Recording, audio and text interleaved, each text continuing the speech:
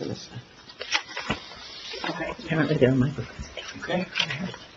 Well, good evening, ladies and gentlemen. I'd like to officially call this work session meeting to order. Ask everyone to please rise. Salute the flag.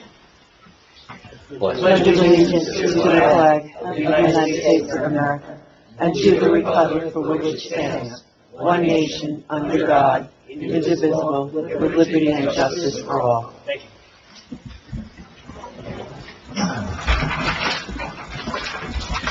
The New Jersey Open Public Meetings Law was enacted to ensure the right of the public to have advance notice of and attend any meetings of public bodies at which any business affecting their interest is discussed or acted upon. In accordance with this act, the Mayor and Council of the Borough of Milford have caused notice of this meeting to be published by having the date, time, and place thereof posted in the Borough Hall, and notices have been sent to the record in the Ridgewood News. The mission of this governing body is to provide essential services to the establishment and implementation of public policy that will safeguard the infrastructure, provide fair, honest, courteous, and professional services, establish a sense of trust and accomplishment between all residents, and to research and prudent planning, seek to minimize risk while improving our services. We are sensitive to needs and satisfaction of our taxpayers, while realizing that this governing body cannot be all things to all people, within the revenue constraints imposed by state mandates, economic conditions, and prevailing attitudes about taxation. At this time, I would ask the clerk to please call the roll. Councilman San Houston. Present. Councilman Starkey Hurley. Present. Council President Duffy. Here. Councilman Grotzky. Here. Councilman Seymour. Here. Councilwoman Grant. Here. Mayor Petrino. Here. Okay, under unfinished business, may I get a motion for approval of the minutes from the April 25th, 2022 public session meeting? So moved. Second. All in favor? Aye. Any opposed? We have a couple of appointments tonight. Both are for the Office of Emergency Management, so may I get a motion to appoint Kathy Hughes and Scott Mintz to the OEM? So moved. Second. All in favor? Aye. Any opposed? Question about that. Is there a limit to their membership, or is this filling some empty spot? Technically, it's like 9. Is it? but Okay. They've never been near it. Oh, okay. Yeah. Just curious. Yeah, I think it's 9. I think 9. If they had some resignations. And is it an annual appointment or is it a multi-year appointment? It's an annual appointment, It's, and they will be losing someone at the end of the year to move them. Okay. Thank you. You're welcome. So congratulations, Kathy and Scott. Yes. We're no strangers to serving the borough, whether it be MVAC or the auxiliary police. Okay. Okay, under new business, we have schedule updates. We have a few. Okay, so Saturday, on May 14th, is Apraxia Awareness Day, sponsored by the Mayor and Council. The time is to be determined. It will be in the afternoon. It will be at the Borough Hall gazebo. I'll be reading a proclamation to a family in town, to a young man named Patton. We started this about 3 years ago, and they're always looking forward to it, so it's always fun to do. And in Milford, which I found out was the first town in at least Bergen County to recognize Apraxia Awareness. I thought it was in the state. Could be the state. I thought it was the That's state. even better, but I know it's definitely Bergen County, so it's pretty amazing. Also on the 14th is the 5th grade car wash, sponsored by Berkeley Street School. It's from 10 a.m. to 2 p.m., and it takes place in the Borough Hall parking lot. On Sunday, May 15th, it's Spring into Wellness, sponsored by the New Milford Municipal Alliance and the Stigma Free Committee. It's from 9 a.m. to 1 p.m., and it's at the Borough Hall lawn, and that's yoga, correct? They'll be doing some yoga there? They'll be doing yoga there, and then also on the 24th, Stigma Free will be doing yoga. So for yoga lovers, the 15th and the 24th. 6 p.m. on the 24th. Monday, May 30th is our annual Memorial Day Parade, sponsored by the New Milford Public Events Committee. It kicks off at 9 a.m. The parade lineup will be by the Senior Center, and our services will immediately be following the parade at the Borough Hall lawn. Following the parade, there will be a little ceremony in the French Huguenot Cemetery to honor the veterans that are in the cemetery. Sunday, June 5th is the town-wide garage sale, sponsored by the Milford Junior Football. It starts at 9 a.m. It's from end to end in town. Every street in town will have probably someone having a garage sale. As far as I know, that is a rain or shine event. Wednesday, June 8th is New Milford's Hall of Fame dinner, sponsored by the New Milford 100th Anniversary Committee. It's from 6:30 to 10:30 p.m. It's at Sanzari's New Bridge Inn. That is a rain or shine event, and tickets will be announced on sale in the next few days. Very exciting. Tickets are limited. So once you see the promotion, grab them while you can. On Sunday, June 12th is the Knightsfield ribbon cutting and opening game, sponsored by New Milford Recreation. Time is to be determined. We are trying to get an evening game so we can use the lights. And then Knightsfield is the field that is on Chiquino Drive, in between the ShopRite and the high school. And Saturday, July 2nd will be New Milford Day, also sponsored by the New Milford 100th Anniversary Committee. It's from 3 to 9 p.m., where at 9 p.m. starts the fireworks. It'll be behind the entire area behind the Borough Hall. Will be for this event. There will be food trucks, games of chance, bouncy houses, a bunch of fun stuff, and cap it off with fireworks. The rain date for that right now is July 9th. That's all I have on events. Were there any events upcoming that I missed? Paper shredding event Paper shredding event is on May 21st, from 9 to 1. from 9 to 1, at the swim club parking lot. Yes. I will post something on that, and I know DPW will as well. Anything else? Okay. Let's move on to the administrator's report. Chris. Thank you, Mayor.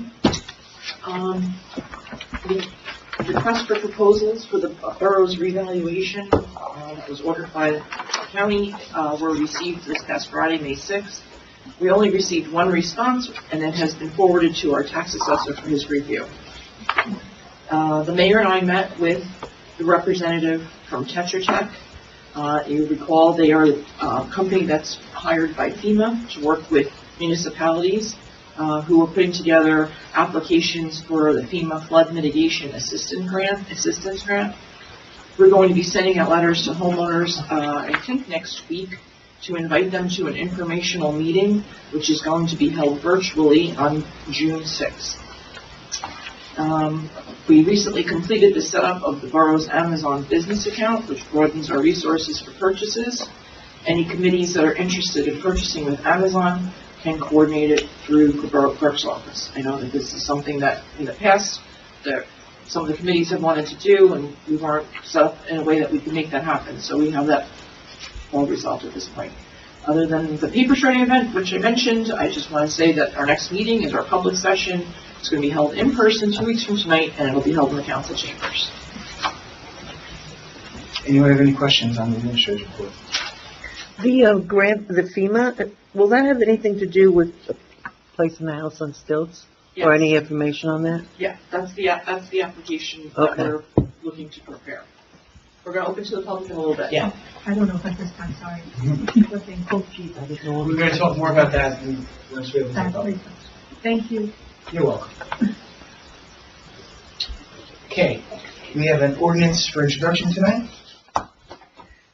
It is 2022:14, and when the clerk has the opportunity, I would ask her to please read the ordinance. Capital ordinance to appropriate the sum of $170,000 for the installation of lighting at the Sutton Place tennis courts in, by, and for the Borough of New Milford in the County of Bergen, State of New Jersey, and providing that such sum so appropriated shall be raised from a county grant and from the Open Space Trust Fund of the borough. So these are the lights on the tennis courts that we talked about for a long time. The tennis courts are not only tennis courts anymore, but they've been struck for pickleball, and in the near future, we're hoping to also be able to do volleyball there. The original nets we saw the premise had wouldn't work for us, so we're looking to do that down the road. The split on this is New Milford $103,000 and the Bergen County Open Space Grant for $67,000. So we want to thank the county for continuing to help us out. Motion Yes, can I get a motion to introduce this ordinance on its first reading? to introduce. Second. We need a roll call, please. Yes. Councilwoman Sandhusen. Yes. Councilman Starkey Hurley. Yes.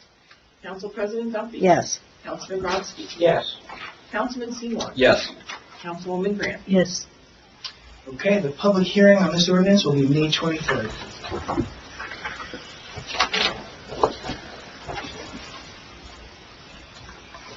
Has everyone had a chance to look at the resolutions? Are there any that need to be pulled out for further discussion or vote?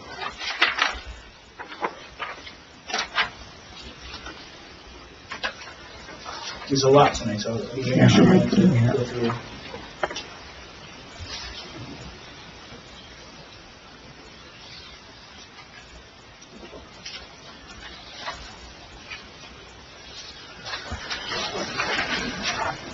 Going once, going twice.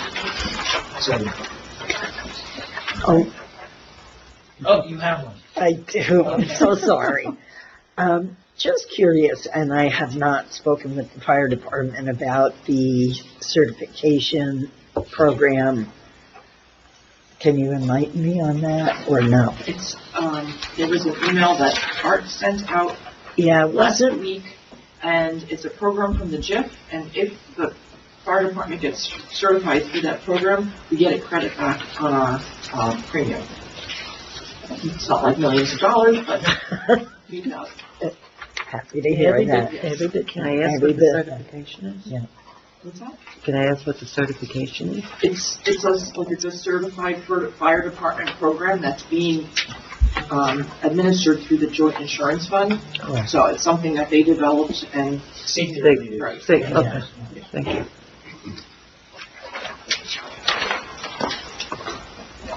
So we're leaving it in? Yes, please, definite. Okay. Let's go around the table. We're going to start with Council President Duffy. Well, Who survived another Mother's Day? Happy Mother's Day, everyone. I really don't have anything at the moment. It's early in the month. Most of my meetings happen going forward, but I'm excited to meet with the Board of Health. We have a new member coming in, and we have some new ideas that we'll be speaking with that I'll report at our next meeting. I did look at some of the information on the fire department certification program. It's similar in some respects to some of the online things that the council takes, some of the courses and other certifications, but we definitely are encouraging all of them to participate in that. I don't believe that's all my report. Thank you. Councilwoman Grant. Thank you. I am thrilled to inform you that this issue of the New Jersey Municipalities magazine, which is put up by the New Jersey League of Municipalities, features New Milford Sculpture Garden on the cover. And there's an article about it that I wrote, and it starts on page 6. So not only are we on the cover, but we're also the lead article in the magazine this month. And it's really exciting. If you haven't been to the library, you need to go to the library and see it in person. You'll also be amused if you see this magazine that there's a picture of the mayor and council standing on the pedestal before the actual sculptures were put up. So here it is for the public to see. Those were called live sculptures. So I believe that this is the first time New Milford has been on the cover of this magazine, so it's really exciting. It is. Yeah, it is. We're getting our little name out there. We are getting a big name out there for a little town. A Big little name. name for a big infrastructure, whatever. One way or the other. Well, we've been in the Times twice, so hey. That's all, Mayor. Thank you. Councilwoman Sorkin. Thank you, Mayor. Pretty much everything that's going on, the mayor has already introduced. Sigma Free is a little excited because we finally have gotten back after almost 3 years. I should turn around to you guys, huh? So we're having a yoga event at the Borough Hall on the 24th of this month. It'll be at 6 p.m. Come one, come all. It's free. Just to let you become aware of Sigma Free. We're working with the event, which is working on the parade, which we're pretty set on. So everybody please come out and see that and support everybody. Those that know me, my name is Albert Colon. I'm the owner of the Raw Squeeze. I wasn't aware of this event, but Lisa Natural Juices there. I'd love to offer for free for the event natural juices I know it's kind of late at this point, but No, nothing's kind of late when it's free. Oh, I'd that like to offer an act of moderate That's charity lovely. for you, or, That'd be wonderful. I'd love to offer. Thank you. I'll speak to the chair about that. And don't forget to be in the parade with the banner, so people know your name. Everybody, all the businesses. And I think our senior centers, as we have a fabulous director, Lynn Sullivan, and she keeps our seniors busy with exercise, whether it's out on the field, Kennedy Field, or inside exercises. So we've been keeping active, cautiously, carefully, and I think that's about it. That's They it. were out on the field today, back in action. Yep. Outdoor exercise. They have their outdoor exercises, they have their once a week morning coffee where they gather and just talk, you know. Very active senior center, but you're all too young, so haha. Thank you. Thank you. Thank you. Councilwoman Sandy. Okay, thank you. I'm going to start with something state-related, and then I'm going to bring it down to local, and then I have a question for everyone. So I'm sorry, I feel awkward having my back to everyone, so I'm learning this new format here. So Really the old format. the old Right. format is new to me. Okay, so I just want to share that the Senator Bob Smith has formed a forest stewardship task force. I attended a meeting, informational meeting, people from all over the state, stakeholders can participate in work groups and in this task force. So if people are interested, today is the last day to answer the surveys and become part of the forestry task force. So they're going to talk about issues related to climate change and forestry management, as half of, like, over 800, about 800,000 acres of New Jersey lands are publicly owned state forests. So big, interesting conversations to be had, and the group's going to create a report due in October. So it will be an interesting activity to participate in. And bringing it home to the local level, the Environmental Commission has moved forward with the electric vehicle charging station project. So we are in an application process with It Pays to Plug-in program. So we will be submitting an application for 2 level 2 charging stations to be planned at the Knightsfield too. So there will be 2 electric vehicle charging stations at Knightsfield on deck. So Where do you make your application? Who do you make it to? So it's the Pays to Plug-in program. But it's a state program. It's a state program. So there are a number of programs. Some are offered by PSE&G. Some are offered by the BPU, the Board of Public Utilities. I'm trying not to. Not BPDS agents. The BPU.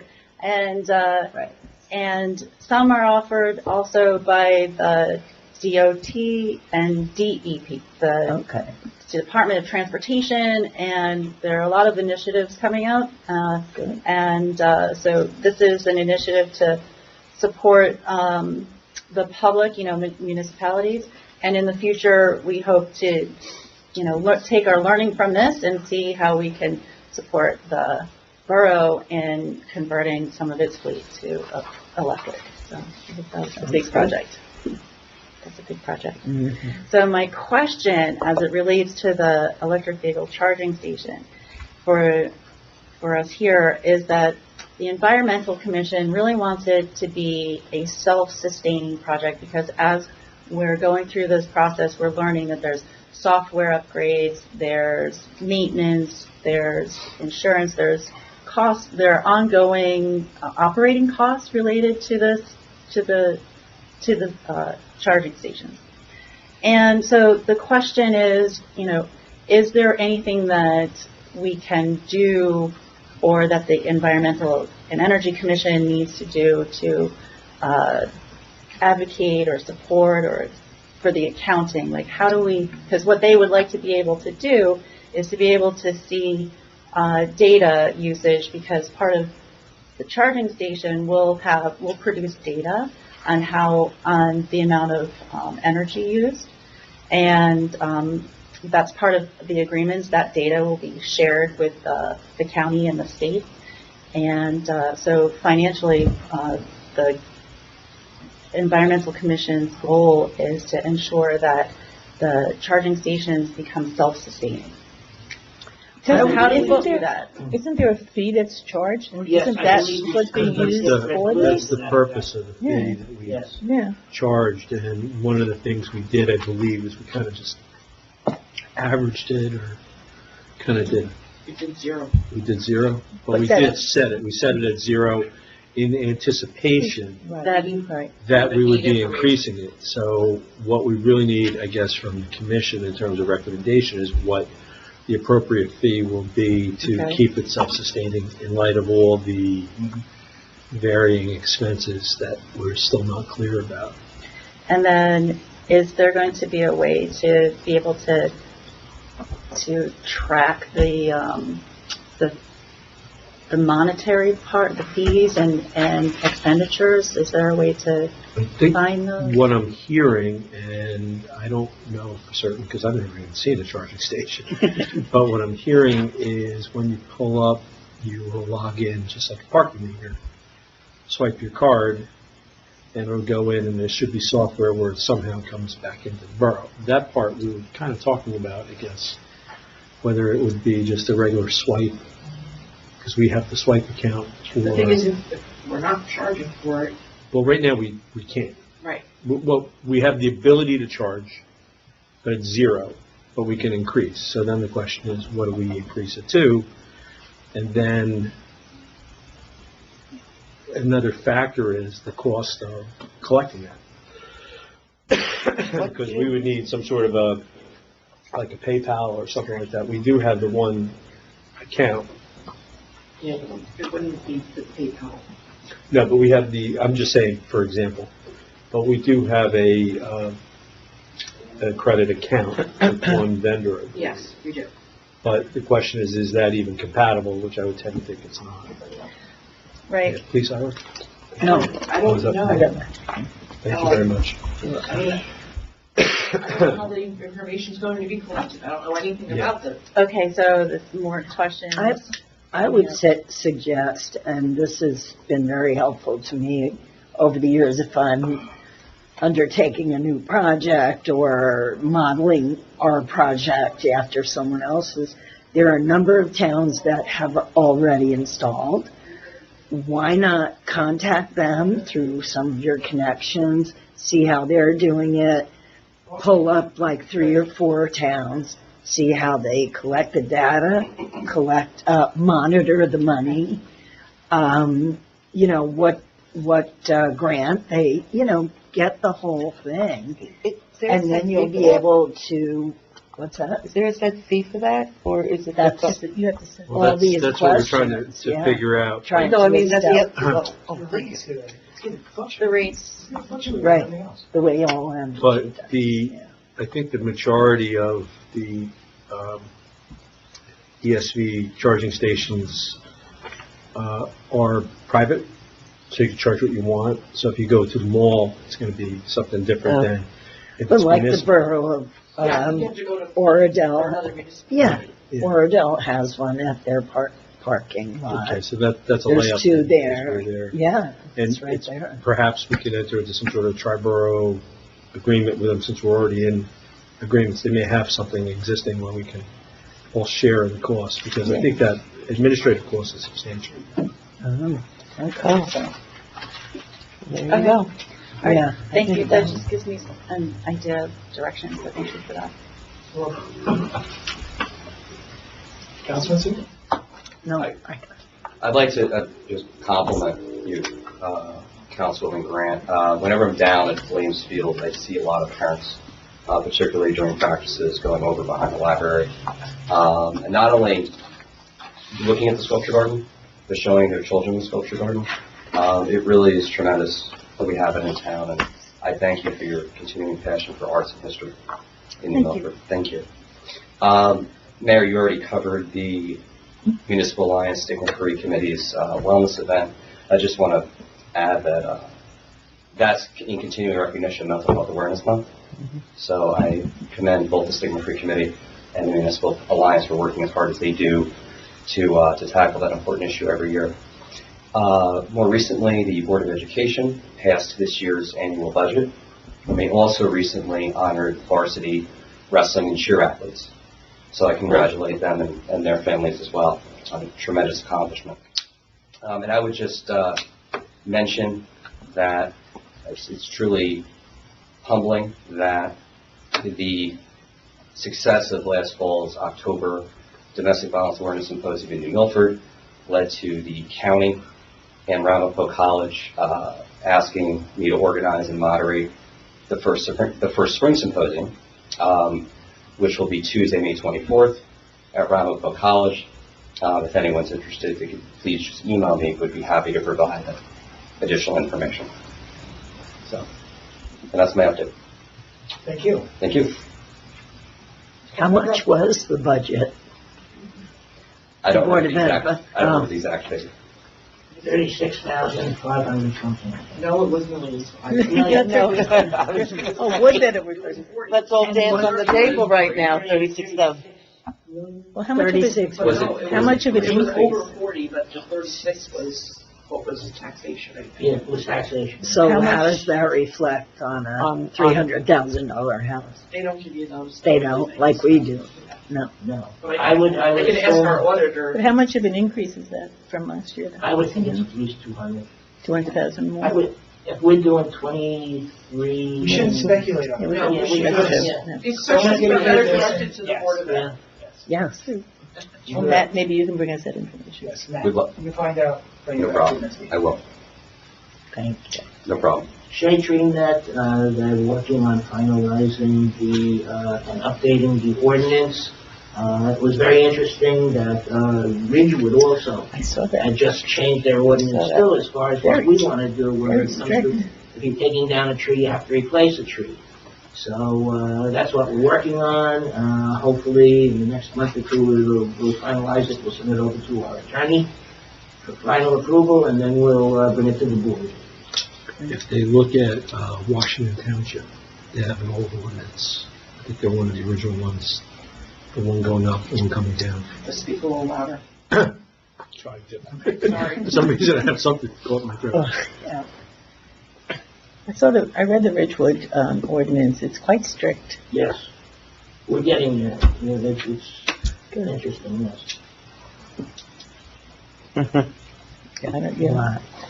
I think it's pretty pricey to tell somebody that if they're going to take down a tree on their own property, that they have to give you $500.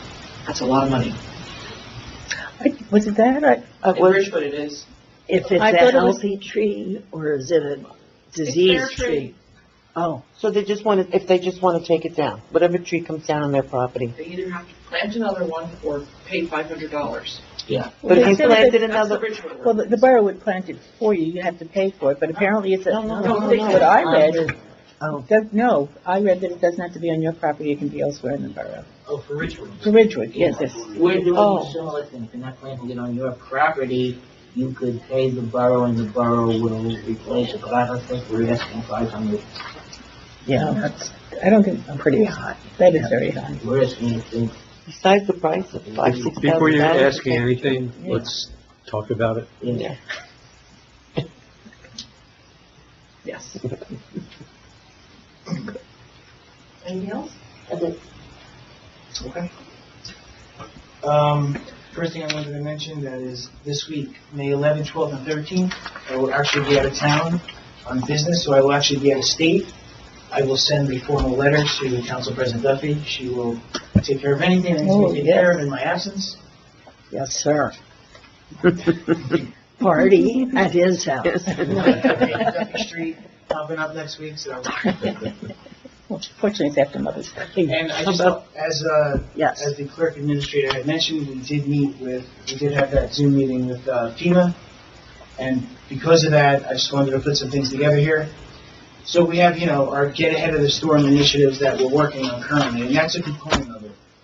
So first of all, we'll talk about Viola Suez. So we did have the meeting with the county executive and Suez and River Edge and Ordell. Two things came out of that meeting.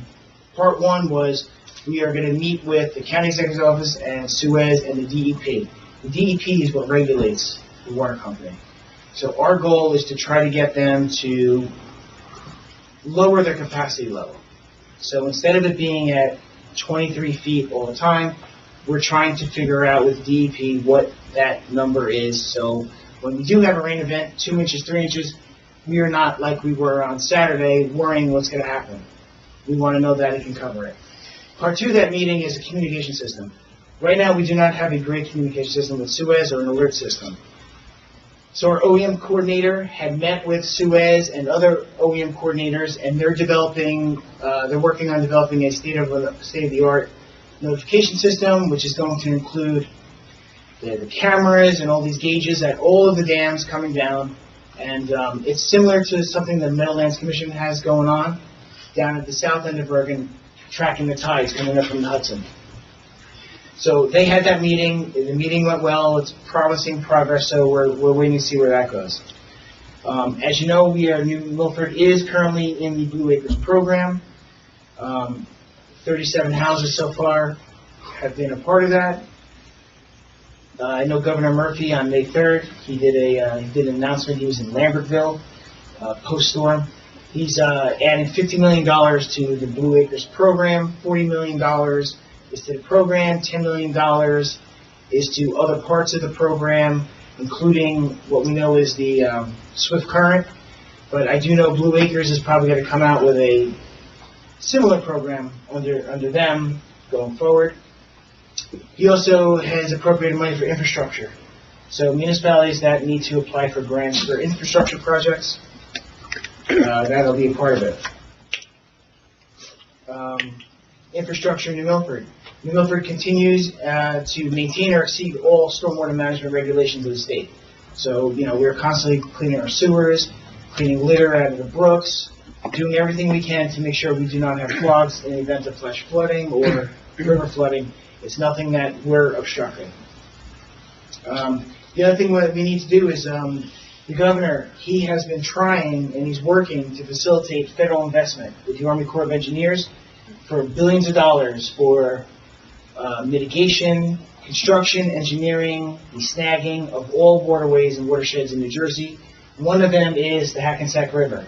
That was the one they were talking about putting onto the Superfund site. This way the federal government can get involved. That is something that we support. We actually passed a resolution to support that. Yeah. Hackensack River needs to be looked at, cleaned from the top all the way down to the Meadowlands. It's not just the part next to New Milford or Teaneck or Bogota or Ordell. The whole thing needs to be done, otherwise it's not going to accomplish anything.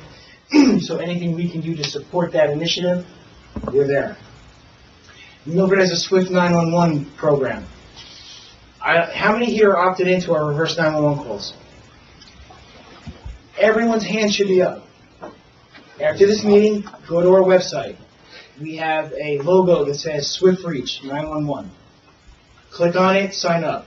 You get alerts by phone, text, or email, or all three. It's something everyone needs to be a part of, especially the people in this room. We want the better notification from Suez, but anything that we get emergency, we put out on that, so you need to be a part of it. Anyone listening to this meeting, if you're not a part of it, log on to our website and do it. You can also change the settings at any time if you want to drop the text message and just keep phone or whatever, so just keep up on it. And the Swift Current program, as the clerk mentioned. That's not the program. We're not. The FMA, yes. Swift The Current. Flood Mitigation Assistance Program, FEMA. Even though Swift Current is a $10 million investment, that's like one of the smallest programs that they have. The FMA program is like $150 million. And it's almost fully booked. It is fully booked out, the Swift Current program. The FMA is the flood mitigation. I don't know what the name is. At any rate, that's the program that we're looking at. That's the program we're planning to put an application for. And we have until November to prepare that application, but we're going to be working on it so that we can, get to the homeowners with our meeting in June. It would require anyone interested in participating would need to submit paperwork through the borough that we would be forwarding to FEMA. There's a significant commitment from homeowners in order to provide all of the documents that are required in order to become part of the application. And, the goal would be to have that application wrapped up well before the November deadline. So a letter will go out to property owners to attend that meeting. It's an invite-only meeting. The list is confidential, kind of like Blue Acres. People can ask us if they're on the list, but you cannot ask us if someone else is on the list. Is the FMA, I'm sorry, just one quick. Flood mitigation. Is that a state or a federal program? Federal. That's federal. Thank you. Sorry. Very welcome. And the other thing I wanted to throw out there was thinking about something we talked about years ago, but starting a flood advisory task force with residents. I see a lot of residents here tonight, and this is also a way to communicate faster and more efficiently with different areas, because we have different areas throughout town that receive flood problems. So I'm thinking of what it would consist of, the goal, the mission, and how it would work, and I'll bring more information on that back at our next meeting to talk about amongst us, see if we can move forward with it. Out of curiosity, who here would want to be on an advisory board? Oh. Okay. Yes, a few years ago, maybe more than a few years ago, there was a committee that was established. It wasn't long-lived, unfortunately. Do you remember that? There might be some information that you could draw on for the creation of this committee? There was? Yeah.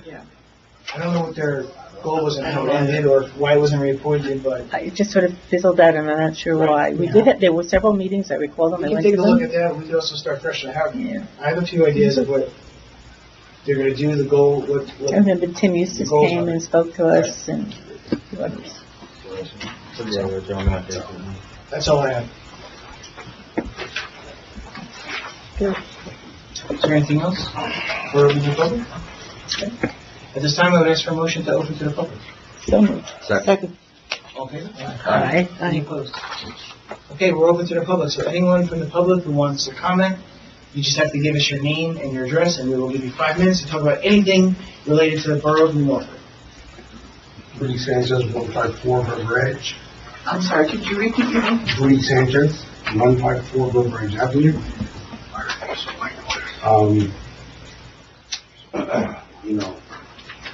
So trees, yoga, respect all that. My daughter was put on a boat twice. These floods are not force majeure. It's not acts of God.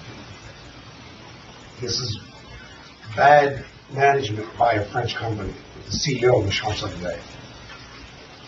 I don't know what's going on, because they can bleed it out. Because as quickly as that water came, it left. So, flood mitigation, flood this, we can do that. I bought floodgates, I bought this, but twice I had to put my family on boats. I came from New York City to live a better life here. I'm living in danger. I might as well go back to the city. What is going on? Let's talk to Suez, have better control of this French company who's running it, Viola. Okay? Let's go to the Champs-Élysées in Paris and talk to them. Show them pictures of my kids on boats. Let's be real.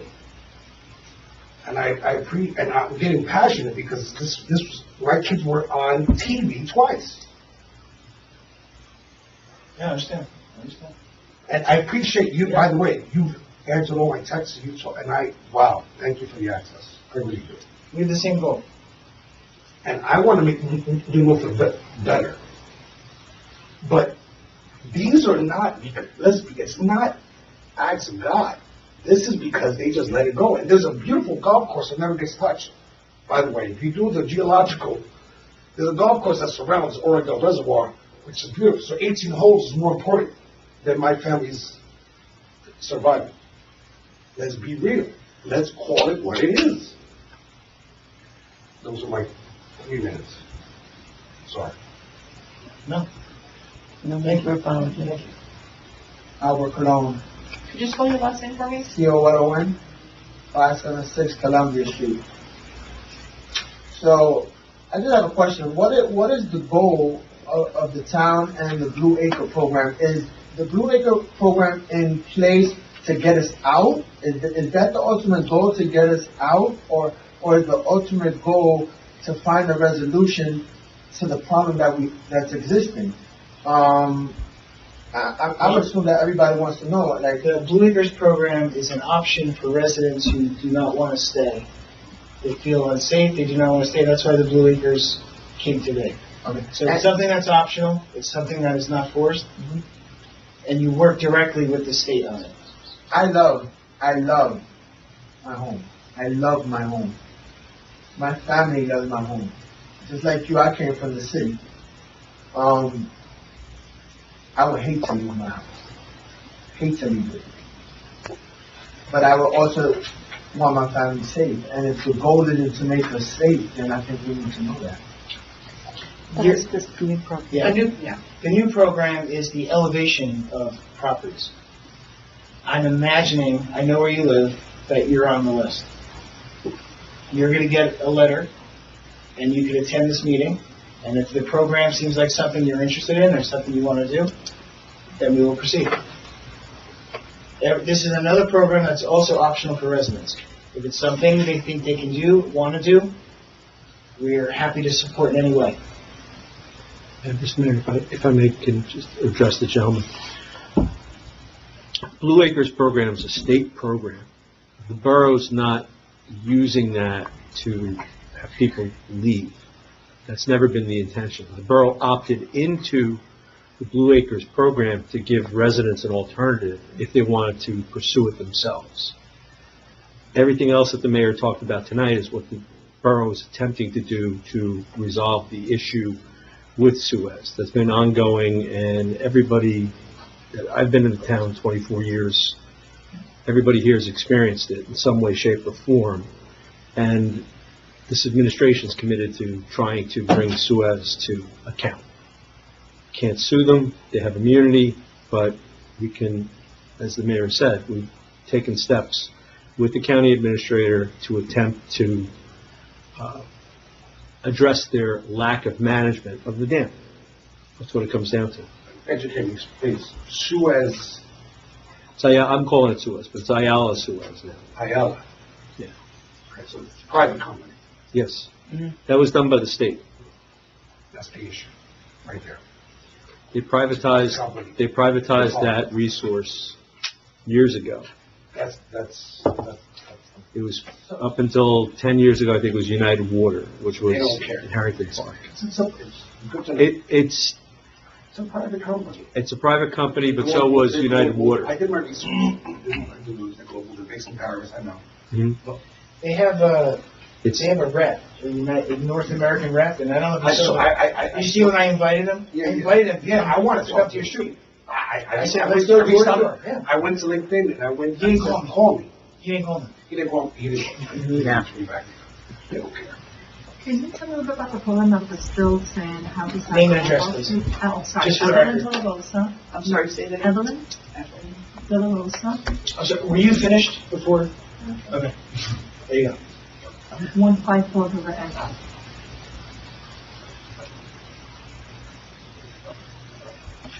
Say your question again? Can you tell me a little bit about the program about raising the house? Basically, it's a program that has been in a couple of other towns. We know that Pompton Lakes and Aquanic have been in this program. Basically,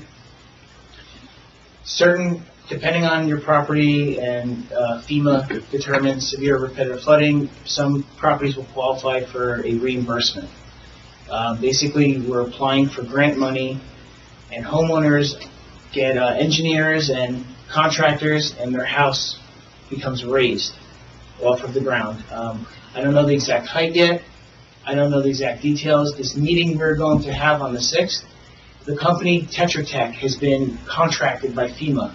They are going to be the ones working with us throughout this whole process, with the homeowners filling out the applications, providing all the information that is required, all the way through construction. So Tetra Tech and the borough will be helping homeowners to facilitate that. Our understanding is it is about a 2-year project, from start, from application, to approval, to engineering, to construction, to completion. There is a part of the time homeowners are displaced from their home on the final stages when they're lifting. I don't know the details of it, but there's some sort of amenities for X amount of time. 6 months. 6 months relocation with her home. So we're inviting the property owners who we know are so far on the qualification list from severe repetitive flooding to listen to this company, get all the information, figure out, if this program is something you want to pursue, and then we will take the next step. I would like to just say that just because you may receive a letter does not automatically mean that you qualify. That determination would be made by FEMA. We do not make that determination. So I'm just saying because Columbia, Street, residents of Columbia, yeah. all of us.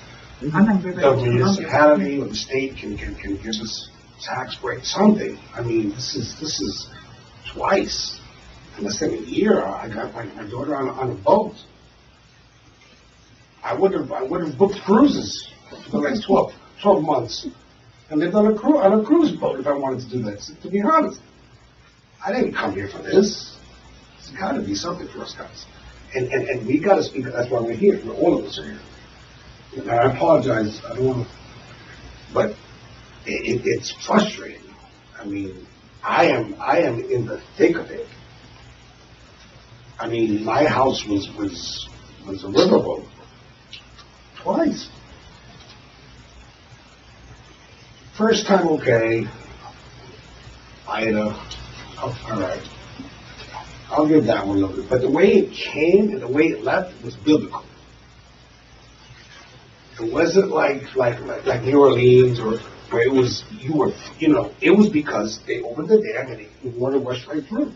Because if it was because of the river, it would have stayed there. Because the water found a way out real quick the next day on the first one. The second one, too. So this is complete mismanagement. That's all it is. It's people not doing their jobs. There has to be accountability at this point. That's what we're trying to do. If this is a private company and they have immunity, how can they have to be held accountable? They still have regulation of the DEP. Department of Environmental Protection. Yes. In addition, they're regulated by the Board of Public Utilities, which could, in theory, not renew their license to manage the water, manage the dam. Pushes that agenda. That ultimately, the way to push the agenda is what the borough is trying to do, and quite frankly, all the citizens should be doing the same thing, is contact state elected officials, contact the governor, contact members of the BPU, and you can contact members of the commissioner that runs the DEP, whose name escapes me, but I did look it up. It's a type of thing where, because my understanding of the law is it's structured to protect the water so we don't have a drought. They have to provide water. That's why they get the, I don't want to say protections, but the benefits that they have. At one time, it was managed by the state of New Jersey. And there was determinations made years ago to privatize it and let it go out to private, and now it just happens to be a foreign company that owns it. That said, they're still regulated in the best way to get attention, because the borough doesn't have any control over it any more than any of you have control over it. Popular outcry is going to get more attention than lawsuits, than anything else. And the biggest fear everybody has is, God forbid, the floods are bad enough, you lose property, you can fix that. God forbid something else happens. And finally, I think the county executive's always been conscious of it, and they've always supported New Milford through it. But the county got hurt. They lost equipment trying to fix up the park up there. And New Jersey Transit Got lost hit hard too. buses. I don't know why. That's another state-run. That's agency. crazy, because I thought they would be the first ones on the forefront fighting our fight. Well, they are, but it's state to state. It's a little bit different, and the only way to continue, or the most effective way to continue, is with popular outcry. Organize and make noise. In other words. We're doing this. Squeaky wheel. And the borough is trying to lead that as best it can. I got a question there, or a comment there. My name is John, Jelenic, Jelenic, 591 Columbia Street. I know working at the insurance carriers all these years, if we have a loss, the first thing we would try to do is see if there's any negligence and try to subrogate. What I don't understand is why doesn't FEMA, the flood insurance company, try to subrogate against the carriers of the water company? Don't know the answer to that. No, I'm just saying, because I know with the homeowners or what, if there's a loss, they turn around and go after the other carrier or what. FEMA may ultimately do that. I've never heard of it. No, they don't even know what subrogation is when I talk to the adjuster. The When you talk to a homeowner, oh, we're going to subrogate right away, or with the auto insurance, so. The concept of FEMA is not like an insurance company. It's a federal program to provide aid in the event of a disaster. That's all they're interested in doing, is getting the money out to provide it. No, but you think you would want to get the money back to keep it profitable. But again, your shareholders versus, okay. It's understood. I have the same frustration you do. Yes, sir. John Paredes, Paredes, 579 Columbia. The last time that we were privy to this meeting, there was a mention of data being requested from the water companies. Has that made any... We submitted an Oprah request. My office submitted that. We got no information back. Specifically, we asked for any information regarding the release of water, any notices that they got, any notifications that they received since January as to what water was being released along that period of time.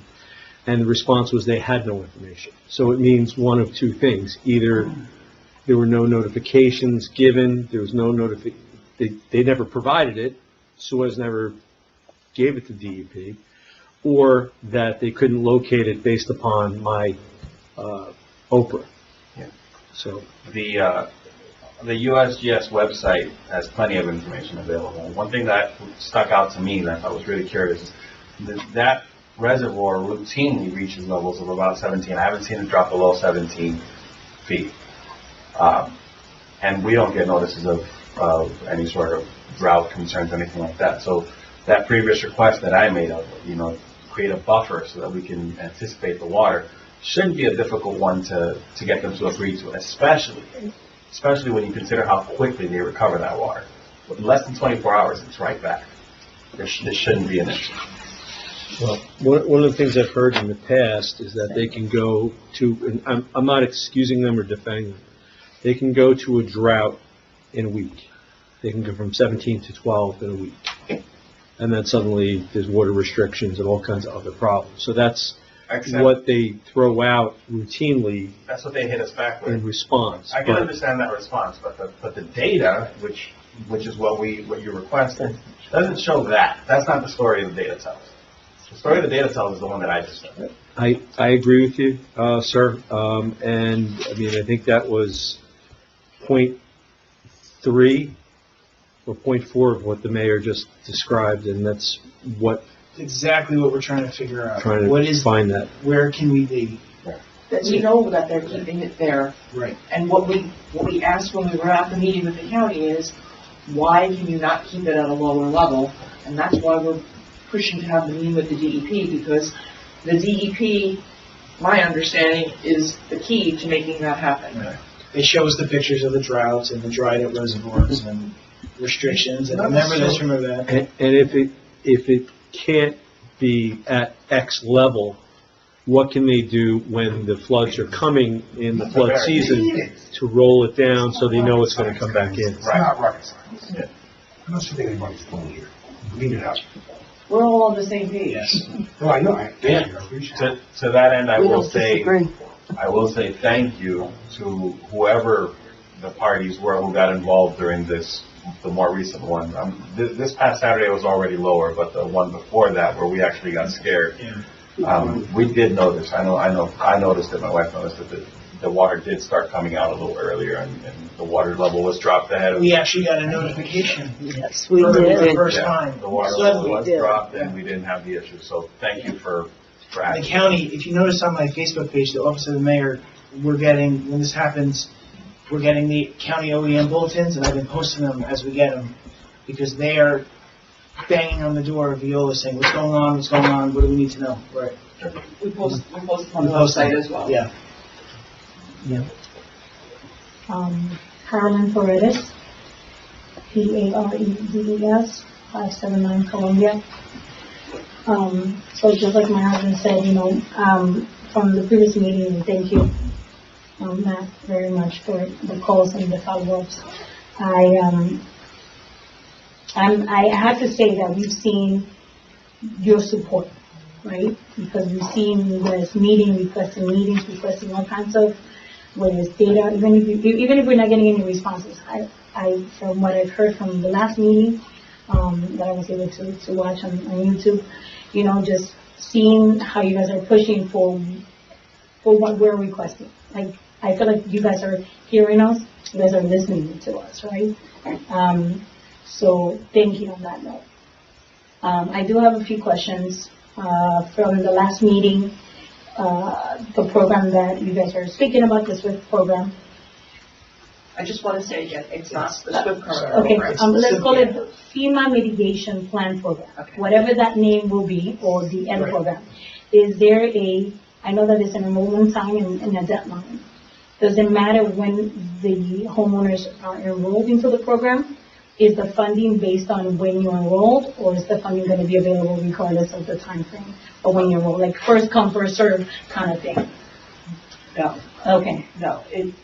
We're going to be sending the letter to everybody that FEMA tells us, well, I don't want to say qualifies, that they have on a list for repetitive loss and severe repetitive loss. As many people that want to participate, we're going to accept them into the program as long as they can provide the information. Right. And based on the last meeting, you were kind of requesting for a grant to kind of support the mitigation, like the administration of the application and what it would take to support the homeowner, right? Okay. Have you submitted that request already? No, that's what the meeting's going to be about. Got it. Okay. That's the kickoff. When we have that meeting, that's the starting point. Got it. And the kickoff meeting with the homeowners and everyone else. Correct. Yes. Okay, I understand. So following that, I did make a phone call and I requested and I said, am I on that list, right? Because we understand that it's not a public list, and am I on the list? And the answer was no. Yes, and the answer was no. But I'm right smack in the middle of Columbia. So if I wasn't on the list, then what does that mean, right? Obviously, we understand there are certain things you have to meet, certain criteria, right? You either meet A and B or you don't qualify. But we're smack right in the middle of Columbia. How is that going to affect us, and how are we be able to take advantage of any program if we don't necessarily qualify, or at least haven't been pre-screened to be qualified for a program? I mean, I understand you don't have the answers. FEMA will ultimately give that. So the question, let me rephrase that.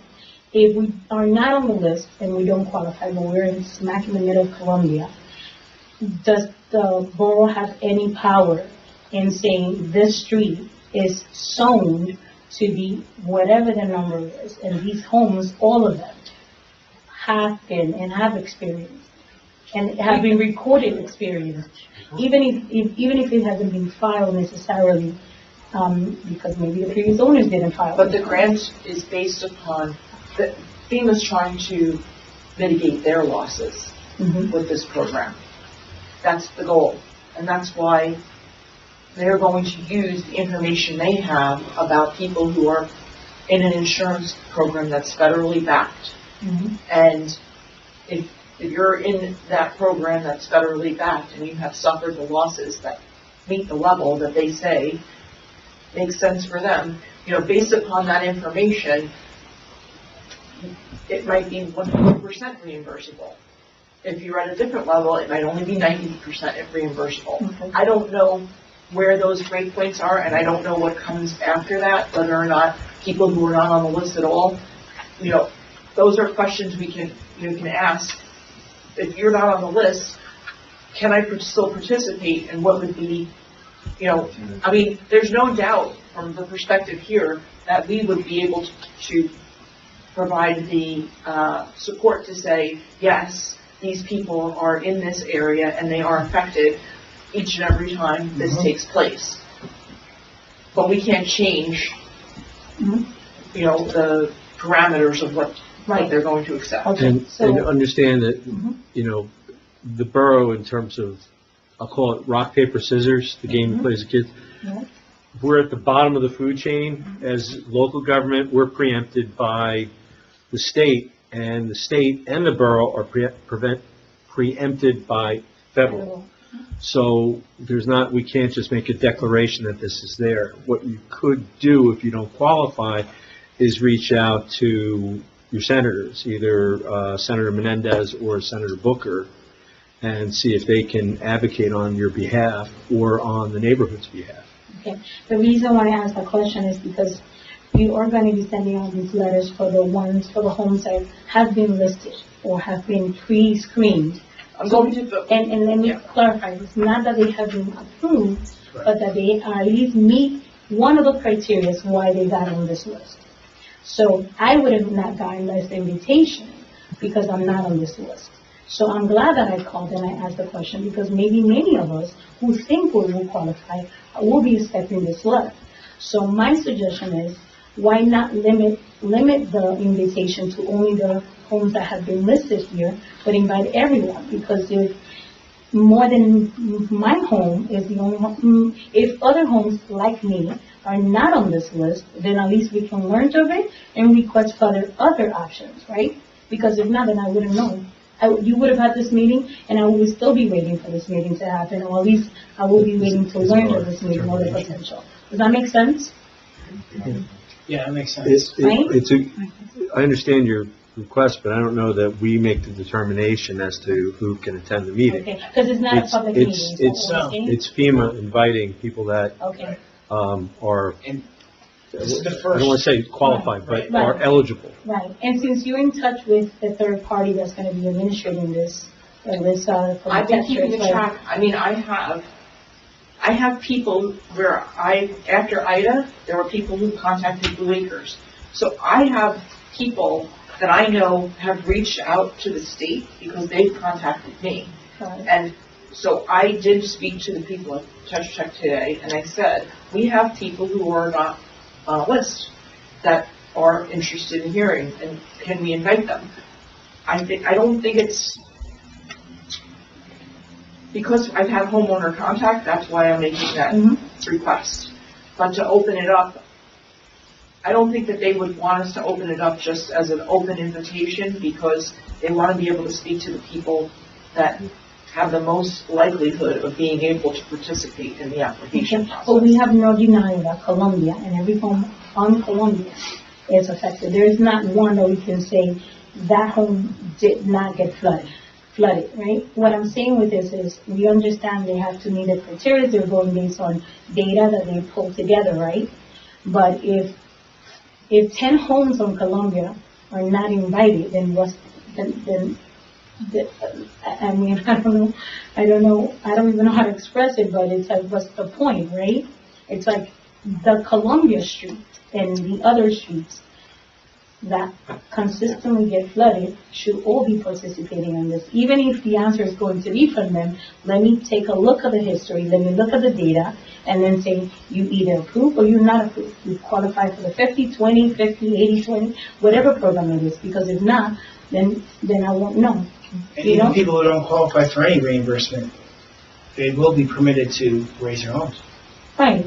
So, and then that brings the next question is with the rezoning of the homes. Obviously, that's also another topic. Component of this. That's another component of this, right? Which you have to file a rezoning request.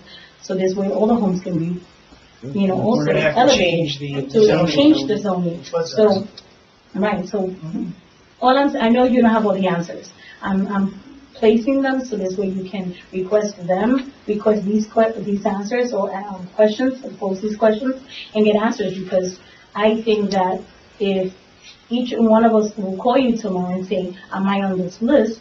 You may be surprised that maybe none of us are there. But we are all the one fighting for Columbia, and then what? So if it means that I need to get a signature, a letter signed by every single of the Columbia members to be sent out to every other government agency, then we'll do that, right? But at least let us know, right? Because then June is going to come, the meeting is going to happen, everyone that is enrolled can get enrolled, or that could qualify, or can apply, will apply, then the rest of them will then get that opportunity.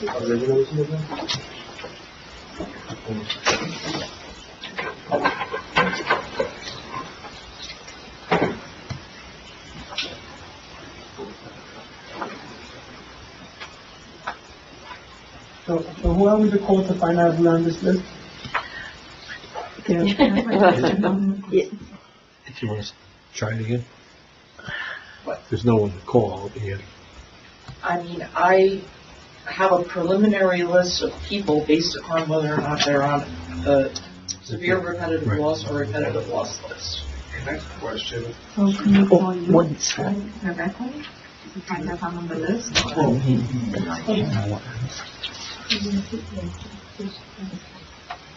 Chris, I have a question. Okay, we didn't answer them. Oh, okay, sorry.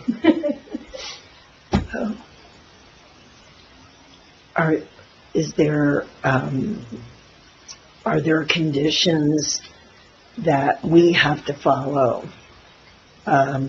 before this meeting as far as keeping this list in your office? I can't let anybody see the list. No, I can't share it with the mayor council. Yeah, no, But I can. not for us to see. I mean, I can, if somebody were to call me, I can let you know whether or not. I mean, number one question would be, do you have NFIP insurance? Are you part of the National Flood Insurance Program and have federally backed insurance? Because if you don't, as of right now, you would not qualify. But we are inviting people, or we talked about the fact that people will be invited even if they don't currently have the insurance, if they are a repetitive loss or a severe repetitive loss property, which means that you've had insurance losses that met a certain tier. Because you can get federally backed insurance in order to be part of this program. It should be a requirement. Right, so the criteria are you either have severe repetitive, you have, you participate into the program, and then the other option that we gave. So let's say in my case, let's say I don't have it, but I know I need to have it before we get enrolled. Then I'm going to go get it because I need to be part of the program before I can apply. You see, like this is information that we'll be able to kind of pass on and educate everyone there, because then we'll have this time, we'll have the time to submit everything, but then we're going to come with the first question is, of course we know we get flooded. Got it. But do you have the right insurance? Do you have the right insurance? Do you have the right insurance? Do you have it? If you don't, then don't show up because you don't qualify. You don't meet A and B. But if you want to participate, then make sure that your insurance is it's a FEMA approved carrier. You know what I mean? So this way, then you can also participate. So I'm offering to be part of the information team if needed, right? So this way, all of our homeowners know exactly what they need to have. So they can either go get it, they have it and they should keep it, or what, That's why I'm posing these questions, right? I'm not trying to give you more work, but I think we should all know where we stand, so this way this meeting can be as successful as possible, and we can take advantage of this program if we can.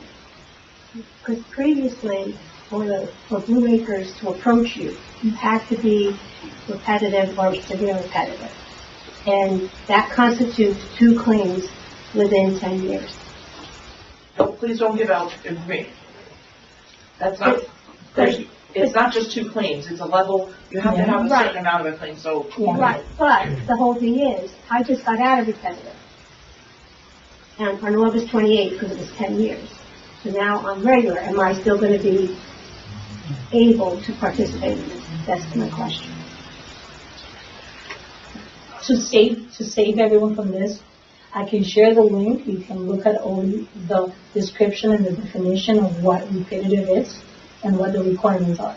But we should all find out, are we on this list, and whether or not you have the right insurance to be part of the program. Like, that's the procedure. After we finish tonight, I'll be happy to spend, 15 minutes here and meet individually with people to let you know whether or not I have you on the list. Thank you. This is one of the reasons I want to talk about a task force. Yes. Mm-hmm. Because my question would be, say there was a task force in place. Would those questions be able to be answered in the task force and the information disseminated to the neighborhood through the task force? Or advisory committee. Well, that's what I'm saying. Like, if that were in place already, would that be something we would try to move the information along so they would all know before it's June 6th, right? Yeah, the June 6th meeting. But thank you for offering that, Chris. I hope you all stay. I'd be happy to stay if you need help. You're there. You have no choice. Can I have your name and your address? Sure. India Branch, 596 Columbia Street. Branch, BRANCH. And what of those who are not here to stay 15 minutes? So those individuals who are not here in this meeting in this room, is there an opportunity to have a letter sent to them saying you qualify or you don't qualify, and these are your next steps? Everybody that's on the list is going to get a letter inviting them to the June 6th meeting. And those not on the list are going to get They're not going to get a letter. But if they want to call, they can call the borough clerk's office, and I will, So then it's up to us to look out for our neighbors and let people know. If you don't receive a letter, this is who you call, or this is what you do. Do you know when the letters will be going out? Have they gone out? No, they have not gone out. It would either be by the end of this week or early next week. Certified, correct? Yes. It was certified mail.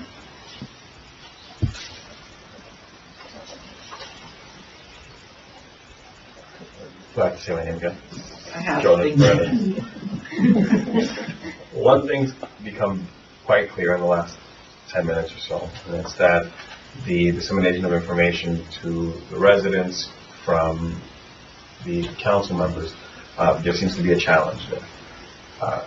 Can I make a proposal? Is that okay for us to do? I would like to propose. Well, the mayor has already. Well, I'll make a suggestion. That's nice.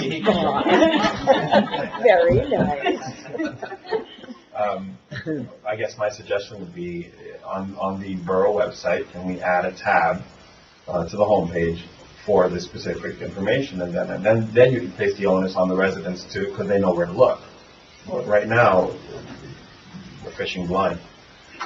But you will know by next week whether or not you're on the list, because the letters will be going out. I will, but my neighbor may not. Yeah. Well, if your neighbor, you're saying your neighbor needs to know about the program if they're going to get the letter? Well, I guess what I'm saying is if we knew that there's a central hub of information where we can go and reference periodically for information that has to do with this particular issue, then we know exactly where to go, and it become public knowledge pretty quickly. Right now, if you don't know, you just don't know. And I think just to add to that, I think it's not just about this one meeting. I just think in general, as moving forward in the future, like, we should have a place where we can get information that, like you said, we're fishing at this point. I think if we don't change, we're going to continue to fish. I have to just say at this moment, you know, we have experienced flooding, especially in your neighborhood, for many years, 10 years, 20 years. And New Milford is the kind of town, and you know this from living where you live. We help you clean up, we send the fire, the police, the OEM, the ambulance, we do, oh my God, do you need food? Oh my God, what do you need? Cleaning supplies. And we have constantly been shouting at the dam and at the water company and Mother Nature. So finally, there's a break in the clouds, so to speak, where the county executive has vowed and committed his entire weight of his office behind the push for what the mayor is talking about holding this company accountable to lowering the dam, lowering the water rather. And at that meeting, our borough administrator, our mayor, and our OEM all expressed the knowledge they know about. We all know more than they do. It's pretty sickening, I have to tell you. I said to them at one point, you do know that you're charging the very people that you are flooding. You know what I mean? Like, these are your customers, and you're flooding them. I mean, so just know that we see this as an opportunity to really get in there and help you. This program that our administrator is talking about right now is so new. There are only, as the mayor said, a few other communities that have done it successfully up in North Jersey. So bear with us. We want you to know as we know. So please be hopeful. Christine? I would like to say too, I mean, generally with the website, we will definitely, we do post the updates, as the mayor said. In terms of like programs that are limited to certain individuals, it's not generally something that we would post on our public website because it causes confusion and makes things difficult. When we had our meeting originally with the people from Tetra Tech, they suggested that we might want to only start with severe repetitive loss properties because it also has to be managed, and it has to be managed through my office. And they said, it doesn't mean you can't apply again and again, but you might want to just start with, 10 properties. And we said, we're willing to take on more than that. We want to make sure that we open it up to as many people as possible. Because the reality of it is, after hearing what they have to say, you may not want to participate. That's also part of it. Mm-hmm. So my fear was, we invite, the top 15 people, and, only 5 of them say, yes, we're in, and then we're starting from scratch to try and go back. I will try to make myself as available as I possibly can to answer questions for people individually. I mean, I've worked with Blue Acres on those 37 acquisitions. I mean, it's time consuming, it's arduous on both the homeowner's part and also here. And like I said, I'll do my best to make myself available to answer the questions. I've always done that in working with the people that I've worked with who we did, do the acquisitions with. So, but in terms of like posting it on the website, I have a little bit of a reservation about that, only because there's really only a handful of people that the information will apply to. I understand your concern. It's a valid concern. I have no objections. If you want to go around with a megaphone in your neighborhood and tell people, give me a call and find out if they're on the list, that's fine. Whatever you think is the right way to approach it. And again, I am people who are not on the list. I'm taking that information. We are going to be sending out the information to them to let them know about the meeting. But it was a very real concern for the people that we're working with, that we need to have a manageable group to work with. And hopefully you can get that together third party, like through the grant, so have a team to help you support this. Yes. Thank you for expanding instead of going for most, we're just trying to include everyone. I understand it's a new program, I understand it's a lot to even ask. But what we're saying is we're here. So whatever we need to do as as the homeowners, let us know so then we can start that. If it means we need to start writing letters and sending them out to higher powers, then we'll do that as well. And I say I'm saying we and Let's do it now. it's Do it. to follow. We need to work. Right? You know, that's it. But I do appreciate the information. I do appreciate the push to get this. I understand that this is not new. I know that in the first meeting I said it felt like this was a new thing, but coming to this meeting, I feel like it's not new anymore. This is the first meeting in this room, just so you know. In this room, yes. First one. But I mean, like, when we first had the meeting where I attended, I felt like it was a new, like, talking on a flood, if it was like a new topic. No. When in reality, No. it wasn't. But we didn't have this options in these talks the last time. I feel like we're making some kind of progress. Maybe not necessarily what we want to hear right now, you know, but I understand that we're getting there. So, thank you. I do want to make sure you're at the meeting to absorb the information in case people have questions. This way I know that you will understand, and if anyone has a question, I know you'll answer any question on your street. So. And I will grab that megaphone. All right. And we will. She already has one in the garage. We'll put information on the website.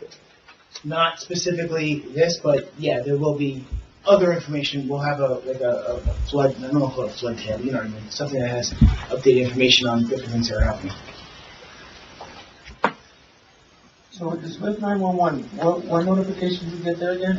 Is it pertaining to flooding or is it just town? It would be everything. Right. I mean, we do put out other notifications. Sometimes when we have snow, we don't pick up garbage and we'll send out a 911 to say, we're going to pick up garbage on Saturday instead of Friday. Or we're spraying from mosquitoes. But when we say, you know, the water levels, you know, we've been informed that the dams are, you know, it's overspilling, time to move stuff.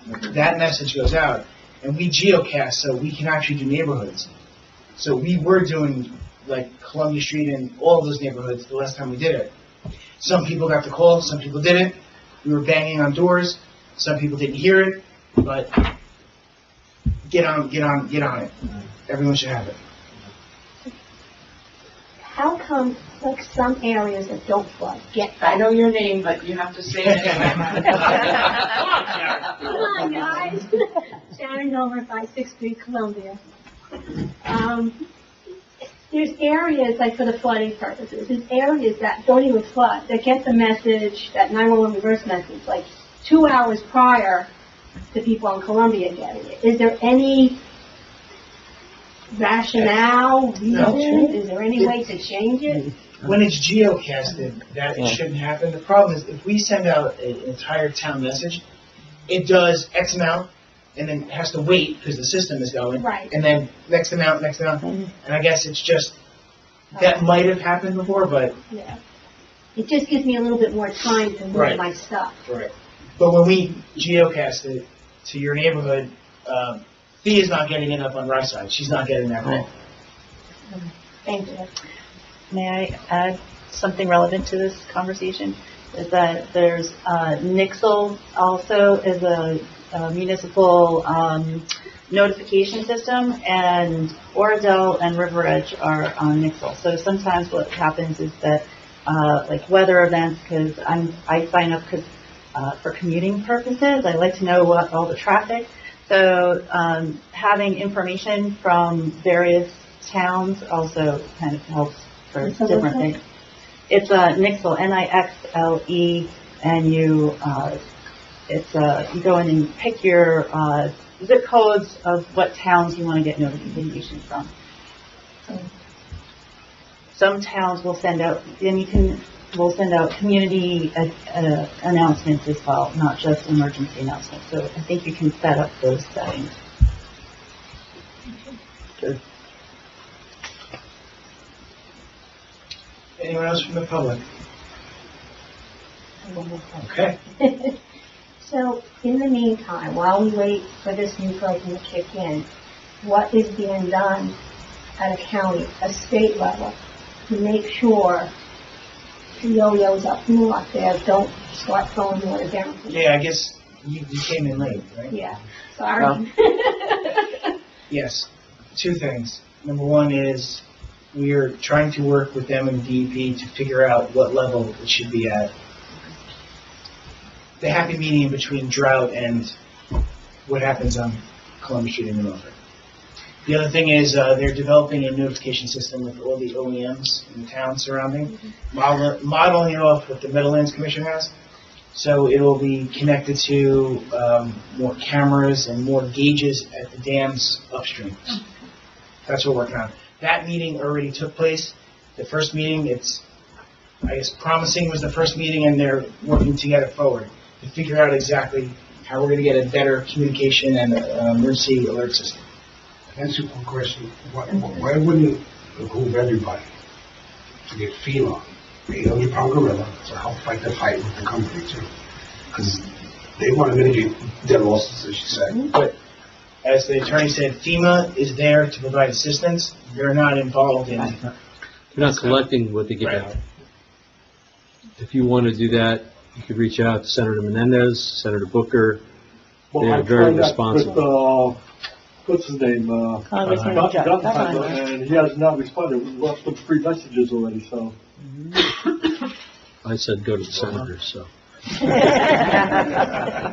Kevin, the last time I was here, I said something about, I could have sworn there was something, I don't know if it's a regulation, I don't know what it is, or who mandates or oversees the utilities, but I could have sworn there was something where they had to release a certain number of gallons per day. I don't know about that. I know the BPU ultimately regulates the license and the rates. I know DEP determines what they can do in terms of releases. If it's an emergency release, they have the authority just to do it. Because the idea is if the dam's going to break, no one's going to be here. We'll all be gone. Right. So they can go on an expedited basis and do it and then notify them after the fact. A release that's sustained over a period of time, if they're lowering it, they have to give DEP notification. We Oprah requesting that, they didn't have anything. So I don't know that they even did that, and if they were not releasing it over time, it makes sense it wouldn't be there because they just said, uh-oh, we got a flood, bombs away, so to speak.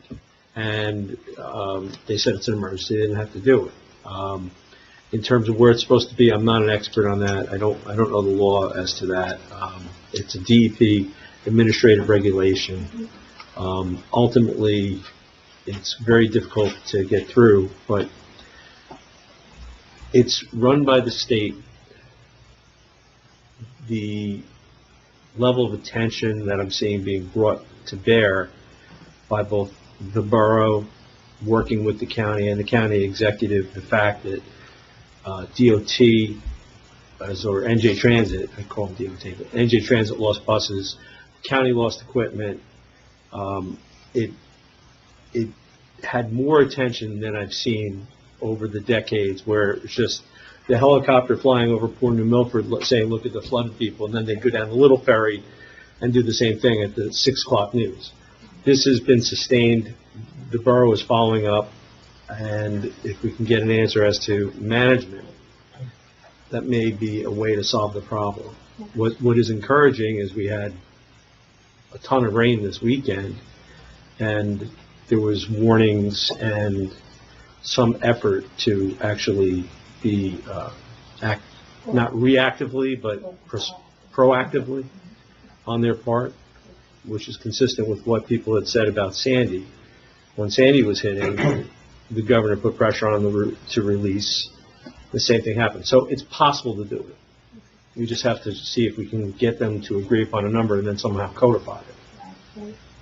I mean, I've been keeping an eye on it, and it seems like they're managing it much better since the last flooding. It seems like they're releasing. Whether they're releasing enough, exactly. Whether they're releasing enough is a whole nother story. Yeah, well, we're not gonna be happy until we get commitments from them and some sort of secret policy. Exactly. I don't wanna worry each time, are they gonna do it right this time, or are they not? Exactly. And if it hits their pockets, I'll bet they're gonna keep a nice close eye on it. Once they have to start paying out, And PSEG would notify. You see, PS lost trucks too, that's another entity. And it's not just Ordell's Dam, it's a network of dams that it's all connected to, so it goes all the way to Rockland, they have to manage them all. right, exactly. Yeah, thank you. You're welcome. Anyone else? Just Again? Just out of curiosity. With all the money that's being set aside or potentially set aside to raise homes, lift homes on Columbia and other flood-prone areas, has anybody looked into what it would cost to just wall off the river on the other side? Is it really impossible? It seems so much more practical than all that, than individually spending all this money to. You mean in terms of making a canal type of thing, where it's walls on each side? Yeah, so that They've done it in Pompton Lakes, Pompton Plains. It really doesn't work. The water goes where it's going to go. And you're talking about a major DEP undertaking to put anything on the river. I mean, it's difficult to, it's a major waterway. You're going to have permitting that's going to take decades. Don't you also need to work with the Army Corps of Well, that's Engineers? what I'm saying. Well, That's I mean, the it It gets may to be be, beyond that, but the borough certainly can't raise the money to wall the river The off. federal government is going to seriously tackle the Hackensack River. There may be sections that have that, but that would be out of the hands of any of the boroughs that are along the river. Just as something anecdotal that I just thought of. In addition to understanding where you're coming from, we, the borough, is in the same boat. We lose things as well. Yeah. We were actually, when I was going through the list, we were on the list. So. yeah, What are you gonna raise? DPW truck. Make sure you raise DPW, yeah. Yeah. So, Yeah. it's not that we can't appreciate. Yeah. I mean, we've been Ball through our field. share of losses, as the town as well. So Yeah. we do, we get it. Thank you all for your leadership and your the time coming here. It's time away from your family. It's a work, a work night, and you're all here because you guys care and you want to be part of the team. So, thank you. You get a motion to close the public. Motion.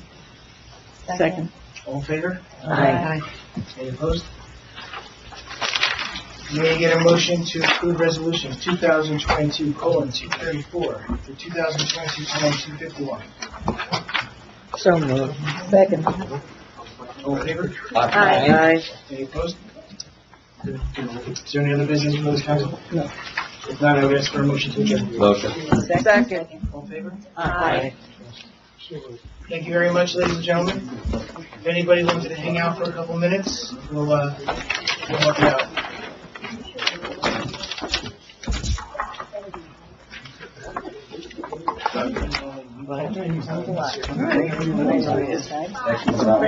Yeah, but you made it. Oh,